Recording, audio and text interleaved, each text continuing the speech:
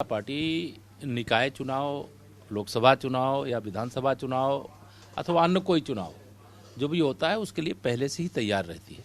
चुनाव को लेकर के पार्टी की तैयारी, आप सब उस बात के साक्षी भी हो कि पिछले 1 वर्ष से भी अधिक समय से चल रही है। और हमारा संगठनात्मक तंत्र जो है, क्योंकि नगर निकाय के जो मतदान केंद्र होते हैं वो अलग प्रकार से होते हैं, उसकी इकाइयाँ अलग प्रकार से होती है, उसकी टीम अलग प्रकार से होती है, लेकिन लोगों को भाजपा पर भरोसा है। ना सपा पर भरोसा है, ना बसपा पर भरोसा है, ना कांग्रेस पे भरोसा है।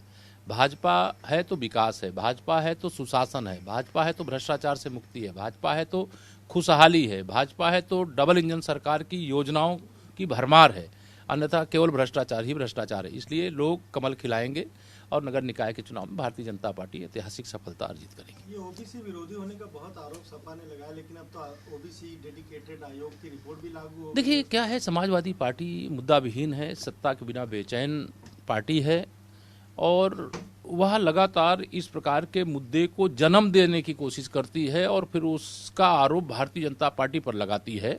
जैसे हाई कोर्ट में केस कौन लेके गया वो सर्वविदित है, लेकिन भारतीय जनता पार्टी की ओर से, सरकार की ओर से लगातार ये स्पष्ट किया गया था कि जो पिछड़े वर्ग का 27% का आरक्षण है उसको सुनिश्चित कराते हुए ही नगरीय निकाय के चुनाव होंगे।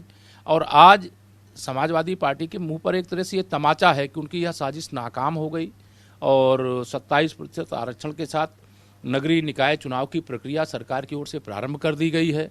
और पार्टी के स्तर पर भी संगठनात्मक तैयारी बहुत दुरुस्त है, मजबूत है और प्रत्याशियों को लेकर के भी पार्टी अपने हिसाब से सब चर्चा वार्ता कर रही है और समय अनुसार हमारे प्रत्याशी भी आएंगे और जीतेंगे।